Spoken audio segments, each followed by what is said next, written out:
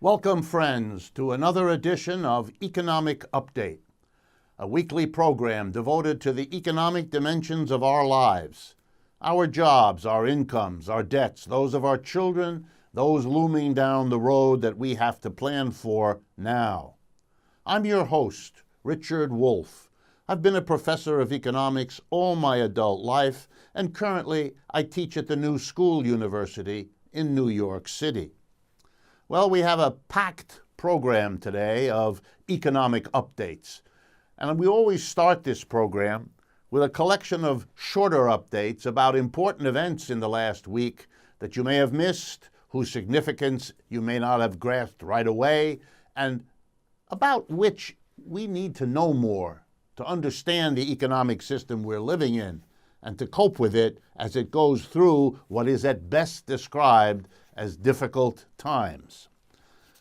One of the most dramatic events of this last week had to do with the Caterpillar Corporation based in Peoria, Illinois, one of the largest producers of agricultural and earth-moving and construction equipment in the world. A reporter led to an investigation, led to a series of investigations that the government has done into the affairs of the Caterpillar Corporation. That culminated in two events this last week. First, government agencies raided 3 buildings on the headquarters of Caterpillar in Peoria, Illinois, looking for all kinds of records, which they apparently took.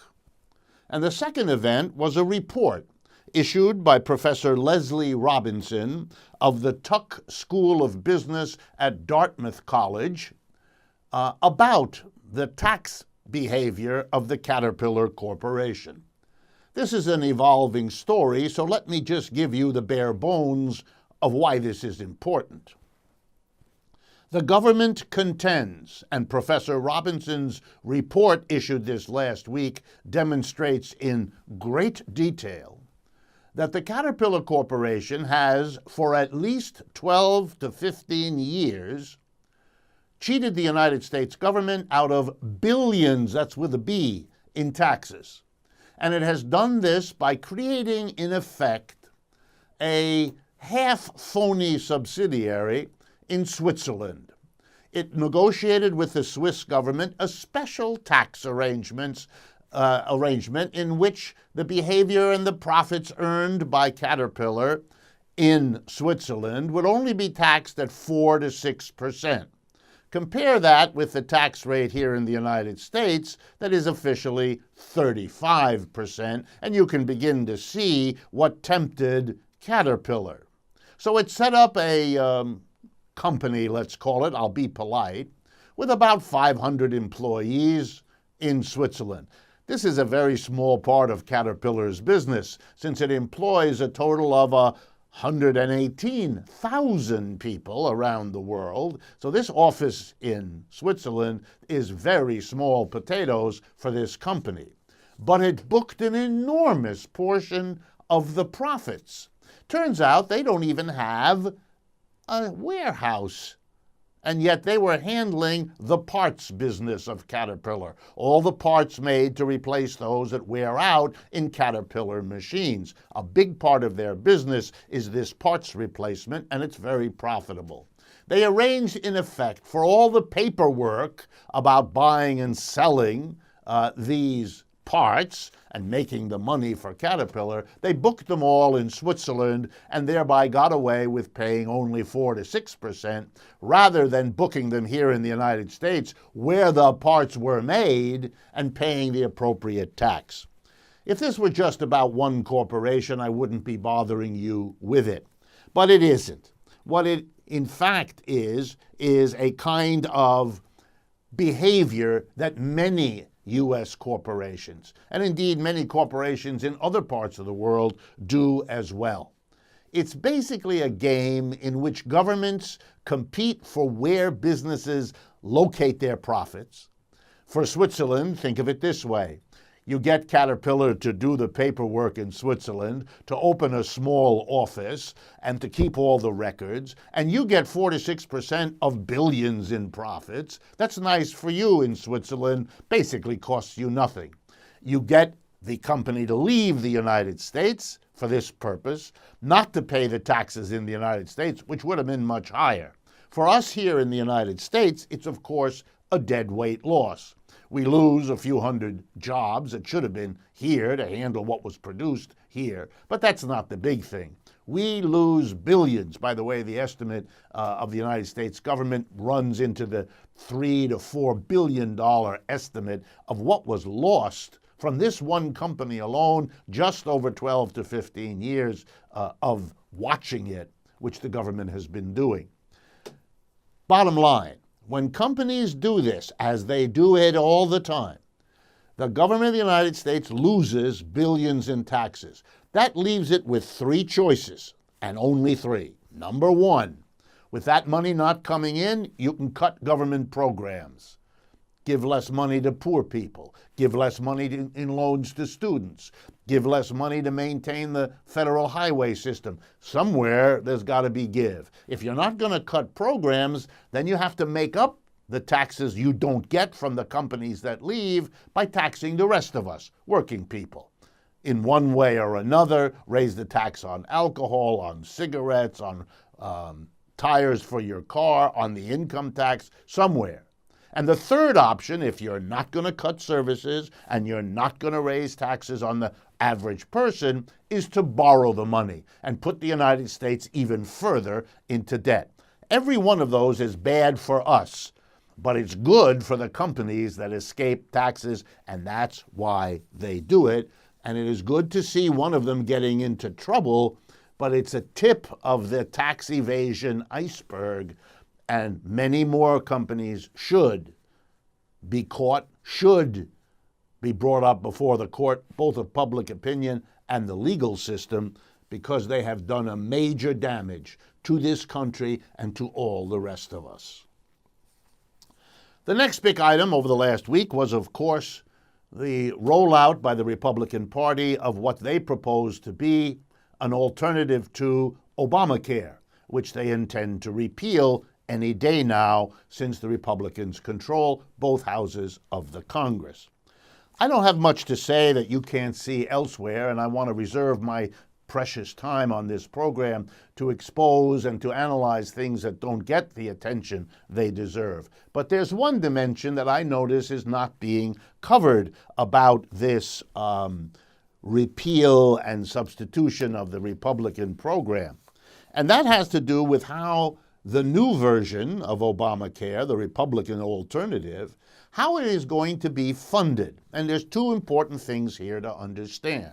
First, the amount of support to people provided by Obamacare is about to be reduced by the Republican alternative.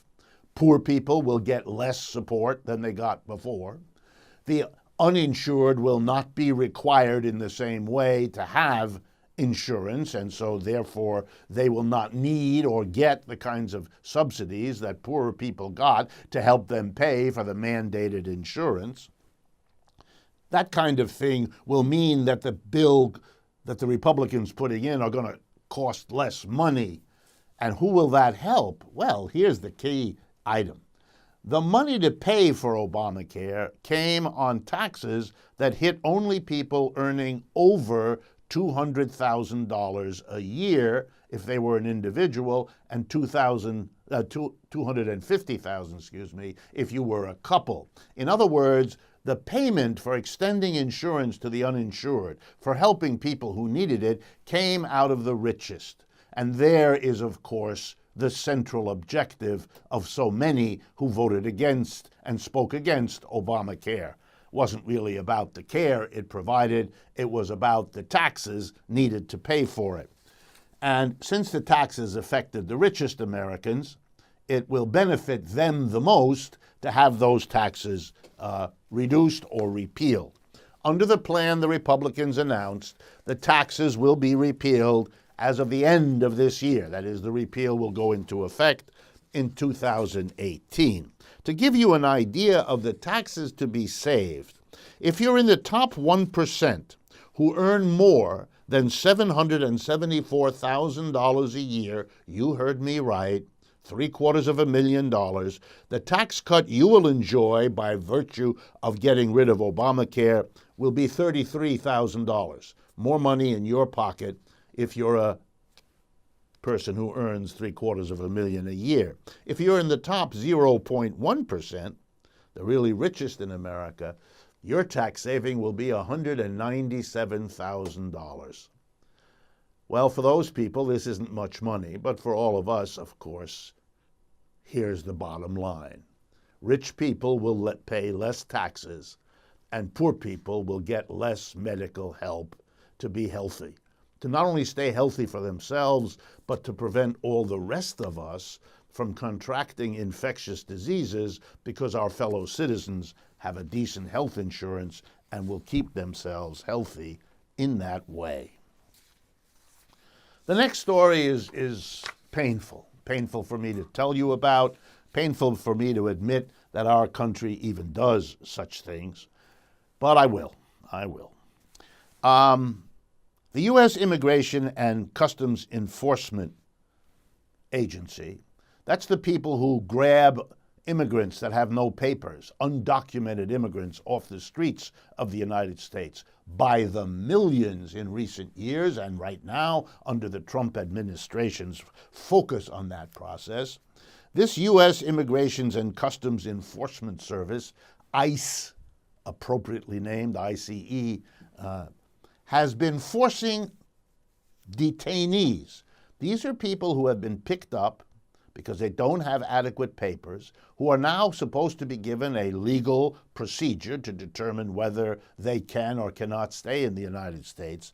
They've been forced to work for $1 a day while being detained, and you'll love this, in private enterprise prisons that have contracted with the government to hold these people, and they're the ones, GEO Corporation in particular, that has made them do this. And the federal courts have now intervened and told the GEO Group, this private prison company, that they can't do what they're doing. They've allowed a class action suit to go forward on behalf of about 60,000 detained immigrants, making it harder for their rights to be violated and made it harder for them to be effectively put into a system of slave labor. To make an adult work up to 40 hours a week for $1 a day, often threatened with solitary confinement if they refuse to, quote unquote, volunteer for working at $1 a day. You can imagine what is going on. The federal courts have now said this is a serious issue. There will be a trial about this. I only want to read you from one brief conversation. And by the way, if you're interested, Christine Phillips is the reporter for the Washington Post, a major newspaper in the United States, who on March 5th carried this story under the headline, "Thousands of ICE detainees claimed they were forced into labor, a violation of anti-slavery laws." Before the judge's chamber, the GEO Group, that's the private prison company, argued, quote, "Even if we are forcing people to work under threat of solitary confinement, that would be allowed by applicable law," said the lawyer for the GEO Group. The judge, in response, in the courtroom said, no, it wouldn't be. Slave labor for the detained immigrants gives you something to think about, doesn't it? The next short update has to do with Harvard University, the richest university in the United States. Nobody's even close. Places like Yale and Princeton and the University of Texas are far behind. Recently, the president of Harvard, Drew Faust, gave a speech. And she herself is a historian of the Civil War in the American South. And she announced last year that Harvard University should face up to the fact that it had a long relationship to slavery in the United States, that much of the early money that built up Harvard to the wealthy position it has today came from slave owners who contributed the fruits of their slave empires to building up that university. To give you an idea of what it was called, a conference was held called Universities and Slavery Bound by History. The Harvard history professor Sven Beckert, during a panel in the conference, said the following, quote, "Some of our most esteemed educational institutions are also the product of some of the most horrific violence that has ever descended upon any group of people."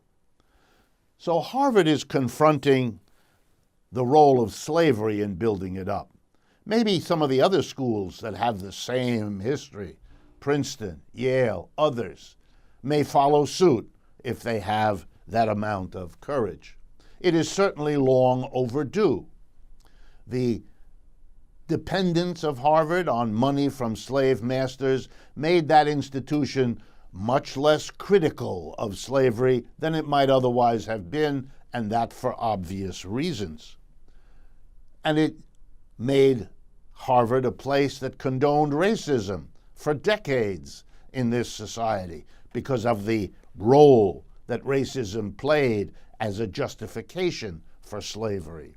It's good for anyone to confront their history. It's good for Harvard to confront its long overdue complicity with slavery, with the racism that flowed from it and that still affects our society. But I have a comment to make, and before I do, let me put forward, on grounds of transparency, I went to Harvard. I'm a graduate of Harvard. I'm an alumnus of Harvard. I went there without the faintest idea about its history with slavery, which is what was the case for most students, because not only was it not discussed or taught, it was hidden from us. But what was likewise hidden, and also needs some admissions and some confronting with your history, is the fact that Harvard's wealth and that Harvard as an institution has always been dependent on the richest, powerful sources of American life. Corporations who made their money by producing weapons of mass destruction. Corporations that abused people around the world, not necessarily as slaves, but as exploited, underpaid, poorly treated workers. They gave money to Harvard. Companies that have wildly polluted the earth gave the profits, part of them, to Harvard, partly because they got tax advantages from doing so, and partly because they wanted good, expensive places to send their children, and maybe out of a sense of Harvard as an institution of higher education. But if they had that sense, it was rather low down on the list of what were priorities for them. And Harvard has been quiet about many of these things, has been very hostile to criticisms of a capitalist system upon which Harvard depended. Oh, it couldn't admit it. It had to talk endlessly, as it did in our classes, about objectivity and telling the truth. And you know, its slogan is Lux e Veritas, if I remember correctly, and that is about truth. I hope I'm not confusing that with Yale. Unfortunately, I went to both those institutions, and keeping their slogans of self-congratulations clear in my mind has not been my highest priority. In any case, here's a suggestion to my alma mater, Harvard. Face up to the fact that you have benefited from and grown rich on the fruits not only of slavery in the American South, but capitalism everywhere else in the United States and indeed globally. And that has shaped what you teach, how you think of yourselves, your relationship to the rest of the educational establishment in the United States, and much else. If it's true that many of the leaders in the United States have come from places like Harvard, then it means that many of the leaders of this country have been educated in places that keep very quiet about their complicity in a whole host of awful aspects of our history, of which slavery is just one. Confronting our history, honestly, is just as difficult as confronting the reality of who and what our institutions are. Making education a private affair, which, by the way, most countries in the world do not do, means to put them at the service of the wealth that sustains them, rather than making them part of a public service equally available to everyone. Private higher education is dependent on the economic system, and if it is not a just system, then that education will reflect that, and it always has. Before I continue with the updates we still have time for, I want to make sure you all know that what we do on this program is only a small part of what we do. By we, I mean the group Democracy at Work. And we maintain websites where you can get this kind of information, only much more of it. These websites are available to you 24/7, no charge whatsoever. One is called Democracy at Work. That's all one word, democracyatwork.info, I-N-F-O. The other website is me, R.D. Wolff with two F's, rdwolff.com. So please visit rdwolff.com or democracyatwork.info if you are interested in more information, in more video and audio equipment. The websites both allow you to communicate to us. Tell us what you'd like to see on this program, what questions you'd like to have answered, what issues you'd like to have analyzed. Those websites also allow you to follow us on Facebook, Twitter, Instagram, and to keep up with us, to partner with us as we ask you to do, because you're in a position to make this program and the websites available to others who might be interested. We've been very successful partnering with you. We just want to keep it up. The next update has to do with something called the Bloomberg Billionaire Index.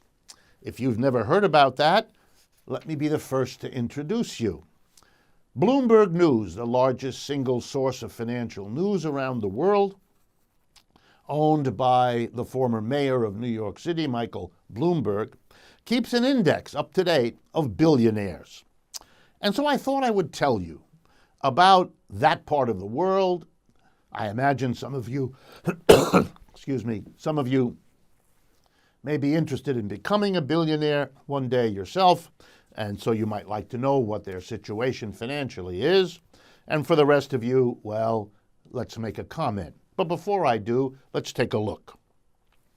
I chose 2 of the top 20 billionaires in the world, according to Bloomberg. The first one, and the richest person on this planet, apparently, is Bill Gates, associated with the enterprise Microsoft and with the development of the modern computer. I'm assuming most of you know who Bill Gates is. As of March 3rd, the most recent publication by Bloomberg of its billionaire index, March 3rd of this year, Bill Gates was in possession of $85.6 billion. $85.6 billion. I thought I'd break that down for you by asking you simply, or telling you rather, what this means in terms of Mr. Gates's income. I'm going to assume that he gives the $85.6 billion of assets he has to financial managers. That's what people like him virtually always do. They have neither the time nor the expertise to manage money themselves. They hire people, pay them very well to do that. And those people, sometimes called hedge funds, they will give him at least 5%. They will promise that they know how to invest money and will make him at least 5%. Often they do much better than that. Rarely do they do less well. So I'm going to use 5% as a benchmark. If you own $85.6 billion, as Bill Gates does, and this money is invested for you at 5%, very modest, by a hedge fund you hire for that purpose, you will be earning $4.3 billion per year on what you have. In other words, you have $85.6 billion, but you invest it and you earn another $4.3 billion per year just by investing it. You don't have to do anything. Mr. Bill Gates does not do anything to earn that 4.3. It's his money that does that for him through the intermediary work of the hedge fund. And now I broke it down one step further so you could really understand it. How much do you earn per week if you earn $4.3 billion per year? The answer is $82 million a week is what Mr. Bill Gates earns every week, 52 weeks of the year.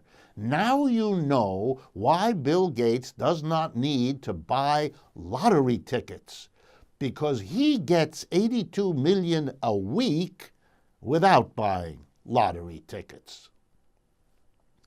Does that strike you as bizarre? Good. It ought to. Let me explain. Some of our listeners and viewers write to me occasionally and say, well, people like Bill Gates have made a major contribution. They helped to develop the modern computer. They ought to get a reward for that. I could not agree more. That's right. Any creative person who does something particularly useful for us as a community, for the human race, should be recognized, should be rewarded, should be celebrated. There should be a special day. There should be a special plaque. There even can be some money to help create a sense of reward and maybe to provide an incentive. But that is light years from what I just described. That for the rest of this man's life, even though he's not working at computers at all anymore, he should be drawing down $82 million a week and deciding what he would enjoy doing with it, who he would help or not, what he would buy or not, shaping the way our economy works, because when you have that kind of money, you are a big player in this game. Is that appropriate? Is that consistent with a democracy? This has nothing to do with rewarding innovation. It has to do with keeping the reward in line with all the other values a society has. Well, I'm going to bring this first half of the program to an end by promising you that in the second half, which I would hope you stay with us to see and to hear, we can begin with discussing a second billionaire. So stay with us. This is the end only of the first half of Economic Update. After a short interlude, we will be right back.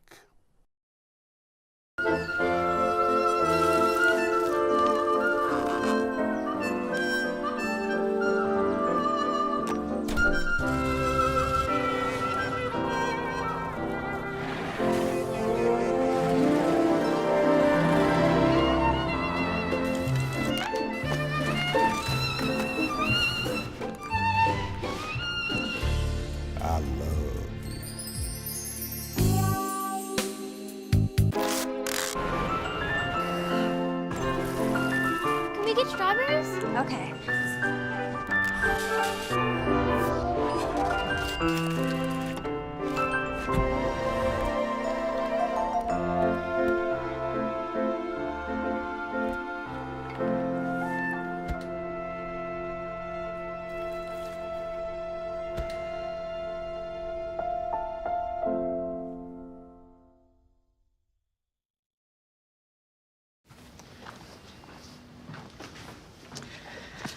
All right.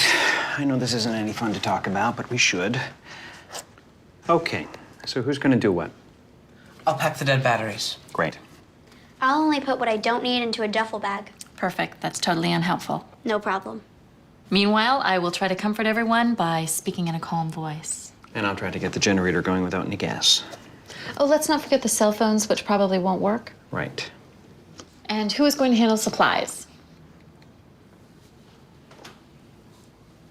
I can forget to do a list for us. Thanks, pal. Well, I think we couldn't be any less prepared. I'm proud of you guys. Talk to your kids about who to call, where to meet, what to pack. Visit ready.gov/kids for tips and information. Welcome back, friends, to the second half of Economic Update here in March of 2017. Before the break, we were discussing the Bloomberg Billionaire Index, and I finished discussing with you briefly the issue of Bill Gates. And I promised to tell you about a second billionaire in the top 20. Actually, I think he's in the top 10. And tell you a little bit about what his situation is. The man's name is Carlos Slim, S-L-I-M. I may not be pronouncing that correctly. He is a big businessman in Mexico. He doesn't have as much money as Bill Gates. He has only $51.5 billion to his name. So he appears lower in the listing by Bloomberg. Okay, let's do the same math. What does that earn him? Well, per week, he doesn't get the $82 million a week that Bill Gates gets from investing his assets, at a nominal 5%. But investing his money at 5%, if that's all Mr. Slim gets, would get him $50 million a week. Like Mr. Gates, no need to buy lottery tickets. You have a permanent lottery every week of every year of your entire lifetime. Did Mr. Slim invent the computer or anything like that in way of contribution? Not that I'm aware of, and I did some research. He's just a good businessman, put it all together, and draws down $50 million a week.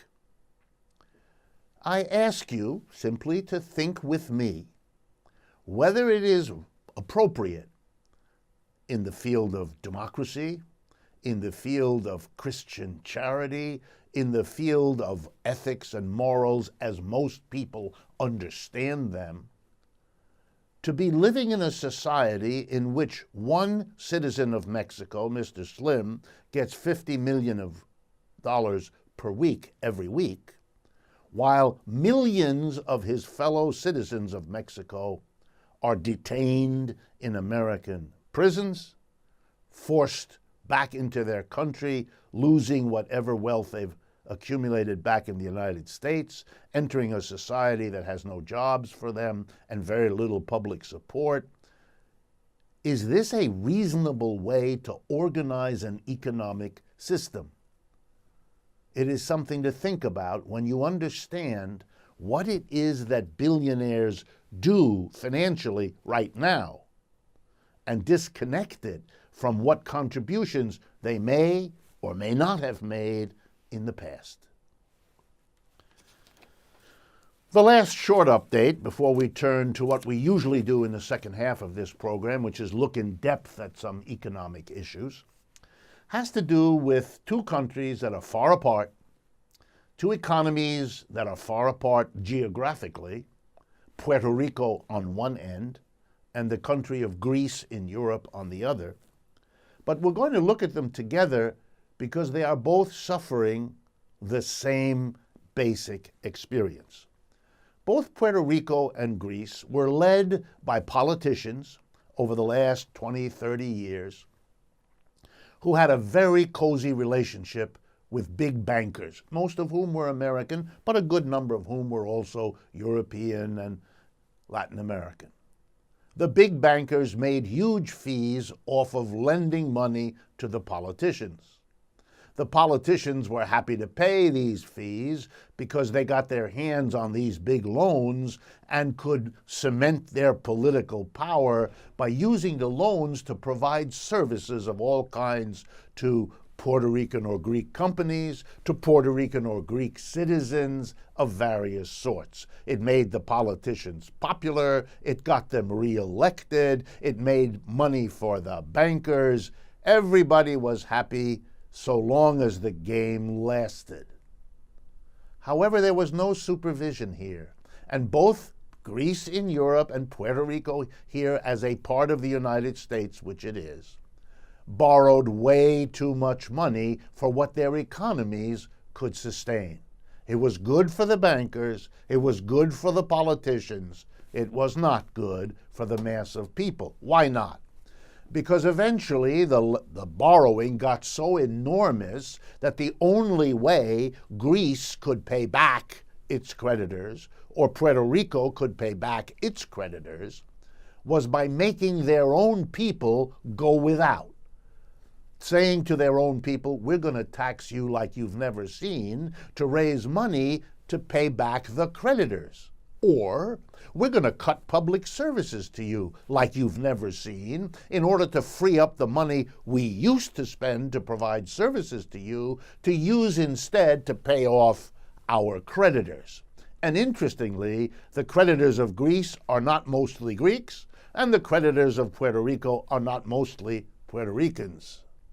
They're nice foreign banks and institutions that are dictating to those two parts of the world what to do.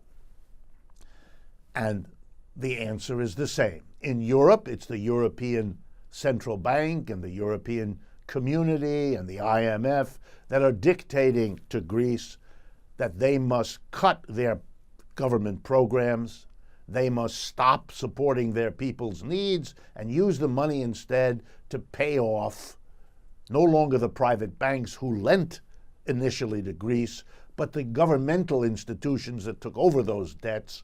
Very nice service, paying off the banks so they wouldn't be at risk with Greece anymore. The end result, well, there's no way to describe it other than to say, for example, that last week the Cologne Institute for Economic Research in Germany said that poverty in Greece had jumped 40% between 2008 and 2015, far exceeding the growth of poverty anywhere else in Europe. There are literally tens of thousands of people leaving Greece every day, particularly young people, because the unemployment rate among young people in Greece is over 50%. The unemployment rate for Greece as a whole, 23%. We are savaging, and I say we because we are the people of the world watching this go on. We are savaging this little country in one corner of Europe because of crimes committed by their leaders and by bankers who knew very well that this country couldn't sustain such debts, who could not care less, being confident that the fees they were getting was more than enough, and then in the end, the politicians would figure out a way to screw the mass of people to cover over what their own mistakes were. And in the case of Puerto Rico, the same. According to Nobel Prize-winning economist Joseph Stiglitz, quote, the control board that was established by the Republican Congress to oversee the collapsed economy of Puerto Rico, the control board's plan, quote, says Professor Stiglitz, would, and now I quote, turn the island's recession into a depression of a magnitude seldom seen around the world. The current demand of the board, an American, mainland American entity of the Congress that now controls the Puerto Rican economy, they have told the Puerto Rican government to cut about $7.6 billion in government spending over the next 2 fiscal years. That includes $1 billion in healthcare services, $300 million from the public university, and $350 million in municipal aid. This will plunge the gross product of the island down by 16% in the next fiscal year. Puerto Rico is the poorest part of the United States, and we are savaging the poorest part of this country. We have driven 100,000 people to leave Puerto Rico and come to the mainland to look for work because they're desperate. It's interesting when we are pushing Mexican nationals out, we are bringing Puerto Rican nationals in. The Puerto Ricans are, of course, citizens of the United States. The Mexicans are not. But it is a strangely contradictory policy. Nothing is solved by this unless you think paying off the creditors is worth savaging two parts of the world. And believe me, if they get away with it there, what's to stop them from doing it everywhere else? We are subordinating the needs of millions for the interest and profits of a handful of banks and institutions. This is not acceptable behavior in a decent society, is it? So much for the short economic updates for this week. There are plenty more, but we don't have time. And I don't want to lose the opportunity to talk to you in depth about some of the issues you've written to me about. And so let me remind you, our websites, rdwolff.com and Democracy at Work, that's all one word, democracyatwork.info. Both of those websites allow you to comment on this program, what you like, what you don't like, what you'd like to see more of, what questions you'd like to see answered. I'm about to respond to a set of questions that you have been sending me. And indeed, I chose to respond to this one because a number of you have asked me to do so. The websites also provide you with ways to follow us on Facebook and Twitter and Instagram, to partner with us, to bring us to your community to speak if you are interested, to get us on local radio and television stations if you're of a mind to do so. We have the people and the personnel ready to work with you. Please help us reach people who might be fascinated or interested in the perspective we offer on what's going on in the economic systems around us. So in that spirit, let me jump right into it. One of the great debates of economics for a long time is, in my judgment, misplaced. So let me tell you what it is. It's the argument that the big issue in economics is how much interference, how much intervention into the private economy should be allowed to the government. In other words, it's the old fight, should we have what's called a laissez-faire economic system? Laissez-faire from the French, let it be. Let the government keep out of our business. Let the government have a minimal role, that the best economy is the one that's private. The old statement in American history, that government is best which governs least, all of that. And there's been a debate. Is that a good idea? Is that a bad idea?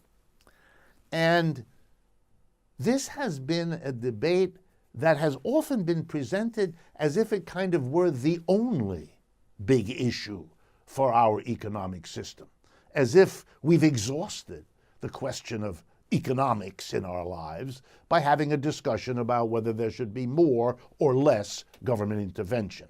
You can see that in the debate over the health care program, Obamacare, where the Republicans say there should be less government intervention and the Democrats tend to say more, etc., etc.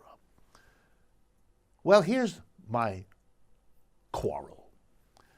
The big issue for our economic system, I would argue, isn't about more or less government. And I'll explain why in a moment. The really big issue, and it's becoming more and more the big issue, is whether we have a capitalist system or some other system, since the capitalist system is, as almost everyone would now admit, in a great deal of difficulty. So let's begin. This issue of government intervention or not is partly a little bit crazy. Why? Because the government has always been part of economic systems. Not just our capitalist system, but the slave system that existed in many parts of the world for long periods of time, the feudal economic system. The capitalist system in no way unique in having the government play a role. The government of ancient Rome was a powerful government. The government of France in the 15th century was a very powerful government, and so on. All societies, all economic systems have seen a certain amount of government intervention. And we all know what the government's intervention usually is about. For example, we call upon government to defend us militarily. We call on government to have a certain police function to make sure we live up to the commitments we entered into, the contracts we have, the relationships we maintain.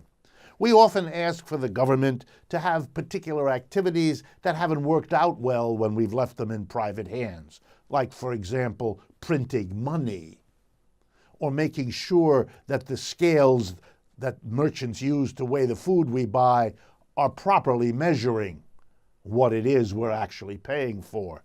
We have commissions to watch for things. Here in the United States, we have the Food and Drug Administration and the Interstate Commerce Commission. All of these governmental regulatory bodies were brought in because the American people understood that leaving it to the private sector was not in the public interest.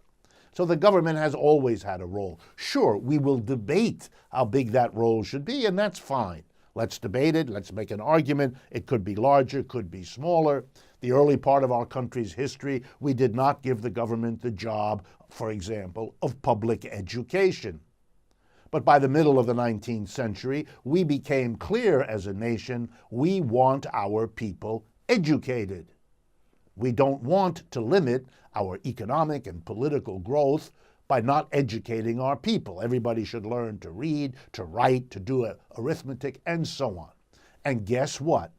We didn't think that private education was up to the task. We didn't want to make it necessary for people to have money to pay for a private school. We didn't want to limit education to people who could afford it. We didn't even want to limit education to people who wanted it. We didn't want to leave out all the people who might not want it, because the quality of all of our lives depends on how well educated all of us are. So guess what? We mandated public education. That's right.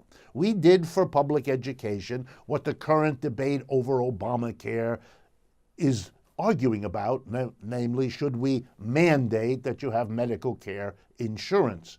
Well, we're all better off if we live among healthy people, just like we're all better off if we live among educated people. So we mandated public education, and that, of course, meant that we gave it to the public to do it. The government educates us. That's where the vast majority of people get educated, from kindergarten through the university. The vast bulk of our people, educated at all levels, are educated by the government. Okay. Can there be a debate about this? Of course there can. Most European countries don't have private education of any kind.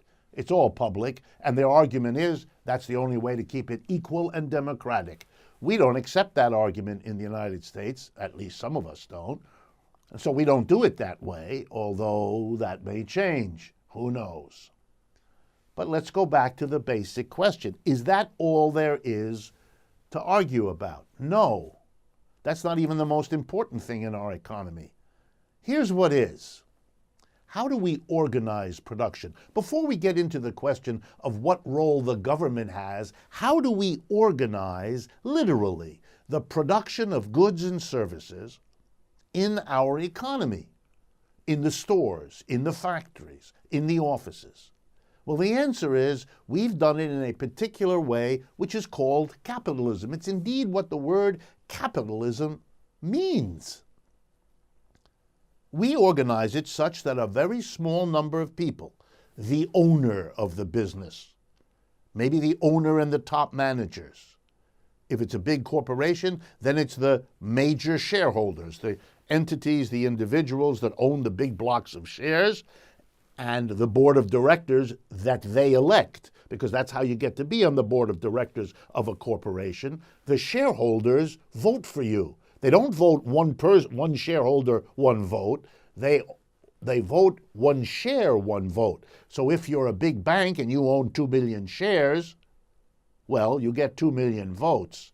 So you get the picture. The major shareholders elect the board of directors, and they make all the decisions. What to produce, how to produce, where to produce, and what to do with the profits.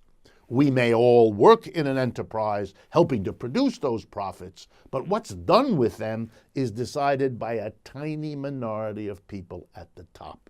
We call them employers, and we call all the rest of us employees. Capitalism organizes production in a system of employer and employee. And you know, that's what distinguishes us from feudalism, slavery, and other systems. In slavery, the organization is master-slave. The person who makes all the decisions also owns the person who works. In feudalism, it's the lord and the serf. The serf is not the property of the lord, but the serf lives and kind of has to stay on the land that the lord oversees. The lord has all the power and tells the serf what to do. In capitalism, we have the employer and the employee. The employee is not a slave. He's not owned by the employer. And he's also not stuck in a particular job, having to stay there. He's not a serf either. In capitalism, the employee is free in the sense that he enters or she enters into a contract with the employer, and that's how work gets done. A contract in which the employer signs a commitment. I'm going to pay you, the employee, such and such an amount of money, and you're going to come and work for me. And whatever you produce while working for me is mine. You're taken care of by me paying you. If you produce a lot more for me than I pay you, that's my good fortune. That's how capitalism works. And that is how capitalism works, whether you have a lot of government intervention or a little. So the question isn't only, should we debate more or less government intervention? The real question is, for me, is this the way we want to organize production? You know, after all, slavery in the end was overthrown by people who didn't want it anymore. Above all, the slaves, but even a good number of the masters didn't like it anymore. And the same is true of feudalism. It was eventually overthrown. It was eventually allowed or pushed to die when the serfs wouldn't tolerate it anymore, and many of the lords agreed to let it go, that it wasn't working as a social arrangement. So here we are with capitalism, the system that in a sense has come after slavery, that had a good bit to do with overthrowing slavery. It had a good bit to do with overthrowing feudalism, like it had a good bit to do with overthrowing kings and queens. You remember the American Revolution? We didn't want to be governed by a king in England. The French Revolution, the French people didn't want to be governed by feudalism or feudal lords, so they created a capitalism as an alternative. They hoped that a capitalism with employers and employees would work differently, would work better than the master-slave relationship that defined slavery and the lord-serf relationship that defined feudalism. Well, we've come to a point, I think, here in the United States and around the world, that this capitalist system of organizing production with employers and employees is long overdue to be questioned, to be challenged. Is this the only way to do this? Is this enough of an improvement over slavery and feudalism for us to be satisfied? Or can we, should we, might we do it in a different way? I don't want that question, which I think is fundamental, to be lost in an endless and very repetitive debate about more or less government. Because, you know, that debate leaves unquestioned the capitalist way of organizing production. Well then, is there an alternative? And the answer is kind of obvious. Of course there is. There always has been. Just like there was always an alternative to slavery or feudalism, there's always been an alternative to capitalism. What's the alternative? To end the employer-employee way of organizing production. And what would that be? Again, kind of simple because it's very old. It would be making production into a community affair. What does that mean? All the workers, The one who sweeps, the one who works the machine, the one who keeps the records in the office, the one who, you fill in the blank, all the workers together, collectively, democratically decide what happens in the workplace, whether it's a factory, a store, or an office. That would be the end of capitalism, because it isn't got employer-employee. Or another way of saying the same thing, the employers and the employees are the same people. It becomes a community affair, not the affair of a tiny number making the decisions that a large number have to live with, but they have no control. That's why capitalism is not a democratic system at the workplace, whatever it does in the community. At the workplace, a tiny group of people give orders, and a large number of people take them. And the order takers don't get to vote over who's giving them the orders. That's not how it works. Conclusion, friends. Don't be taken in by the notion that more or less government is what economics is about, or what economic debates should be, could be, must be about. That's simply not the case. Just as important, and in my judgment, and now historically much more important, is the question, have we come to a point in the capitalist system where the employer-employee relationship is itself in play, is itself to be debated and discussed? Is it to be questioned the way we question and ended the slave-master relationship as a way of producing, or the lord-serf? Have we come to that point also with capitalism? That's the central question, in my judgment, of this time, and I don't want it to be lost in the shuffle of a rehash of old debates about more or less government intervening in a capitalist system which we don't know how to question or to criticize. We've come to the end of Economic Update for this week. I want to thank you all for participating. I want to thank you for making use of our websites, democracyatwork.info and rdwolff.com. I want to ask you to partner with us by making this program's existence known to your friends and associates. I want to thank truthout.org, that remarkable independent source of news and analysis that has been partnering with us for a long time. It is a pleasure for me to produce this program, to present it to you, and I look forward to speaking with you again next week.